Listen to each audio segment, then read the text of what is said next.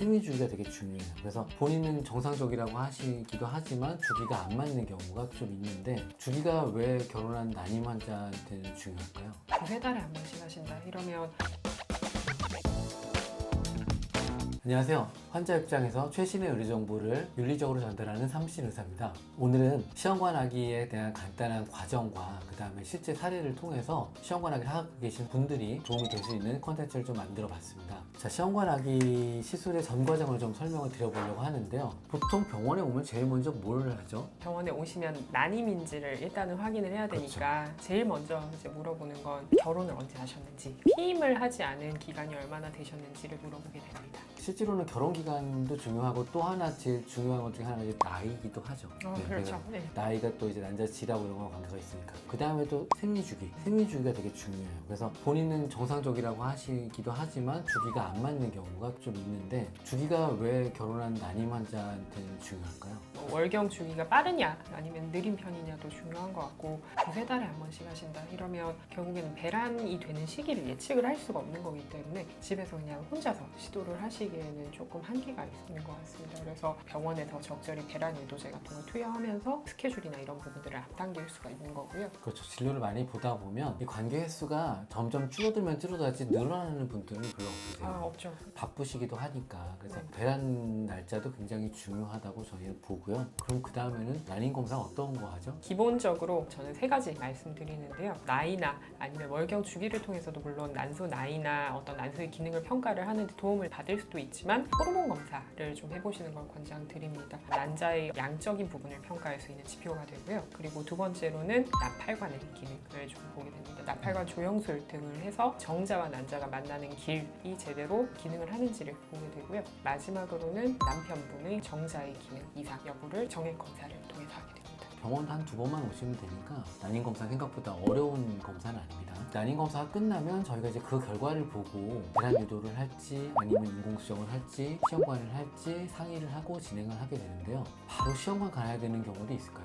검사를 했을 때 저희가 임신 시도 기간이나 이런 부분들에 따라서 시술을 생각하고 오셨다고 해도 뭐 자연 임신이나 아니면 인공수정 몇 차례 시도해 보실 걸 권장드리는 경우도 있는데, 예를 들면 나팔관의 기능이 조영술을 했는데 좋다, 길이 막혀 있다, 그럼 물리적으로 결국에는 수정이 안 되는 상황이 되는 거거든요. 그래서 그럴 때는 체외 수정을 조금 해보시라고 말씀드리고, 의외로 정자가 안 좋은 분도 꽤 계시기도 하고요. 그렇죠. 네. 또 나이가 35세 넘어서 6개월 이상이면 바로 시험관을 가도 된다. 국가에서도 그렇게 지원을 해주는 상태거든요. 그래서 그런 거를 보기 위한 검사가 난임 검사다. 또 시험관 과정으로 딱 보면 생리 이틀째 보통 병원에 오시라고 하거든요. 그때는 어떤 걸 할까요?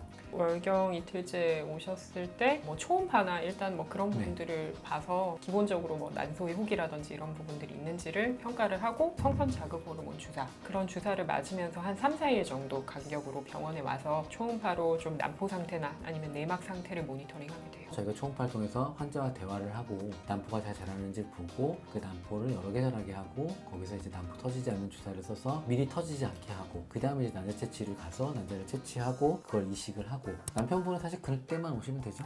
그렇죠. 어떻게 보면 무시해 볼 수 있는데 같이 오시는 경우도 꽤 많고요. 제 진료를 하다 보면 그동안은 꼭 몸 관리 잘 하시라고 말씀드리긴 해요. 그리고 같이 오셔서 이제 신선적으로 정자를 받아주는 게 좀 더 유리하고, 많이 네. 나오면 동결까지도 진행을 하게 되죠. 채취하는 날 되게 힘들어하기도 하고 무서워하기도 하는데요. 선생님 생각에는 어떠세요? 시험관 전 시술 중 가장 겁나는 시술이죠. 과배란이 많이 유도가 돼서 빼낼 난자의 개수가 많거나 아니면 환자분의 어떤 컨디션이나 이런 부분들에 따라서 좀 수면 마취로 해서 진행을 하게 되기도 하고, 10분, 15분 정도 하면 잘 끝나기는 합니다. 그래서 너무 걱정하실 필요는 없으세요. 그냥 위내시경 정도라고 저는 보통 설명드려요. 난자 바로 앞에서 바늘을 뽑는 거지 저 멀리 있는 거를 막 또 들어가고 해서 뽑는 게 아니거든요. 저희 입장에서 간단한 시술이고 다만 스트레스를 좀 받는 시술이다, 이렇게 보시면 될 것 같아요. 통증은 생리통보다 조금 심할 때도 있다. 그래서 이제 수정란이 많이 나오면 그 다음부터 이제 연구실로 토스를 하게 되죠. 연구실에서는 어떤 일들을 할까요, 선생님? 환자의 이전의 어떤 시술력이나 환자의 난임 원인 이런 부분들에 따라서 미세 수정을 할지 아니면 그냥 이제 일반적인 수정 방법을 택할지, 이런 수정 방식을 먼저 택하게 됩니다. 그래서 좋은 정자를 뽑아서 일단은 수정을 시키고 난 다음 3일에서 5일 정도에 걸쳐서 적당한 환경을 조성을 하면서 모니터링을 하게 되고요. 그 과정에서 필요하면 적절하게 인공부학 이런 과정을 거치기도 합니다. 연구실에서는 요즘엔 더 발달해서 관찰경이라고 해서 되게 작은 걸로 안에 살짝 넣어놓고 카메라로 안 열어보고 지켜보기도 하고, 말씀하신 보조부하들도 옛날에 전에는 막 수작업을 했다면 지금 이제 딱 그 좌표를 딱 찍으면 타다다닥 뚫리면서 보조부하가 되죠. 배아의 손상을 최소화하면서 하기도 하고 또 그런 기술로 착상 전 유전 진단까지도 하면서 가능하면 건강한 수정란을 이식하려고 많이 노력하는 경향이 있죠. 자, 그래서 이제 좋은 수정란이 나와서 이식을 하게 돼요.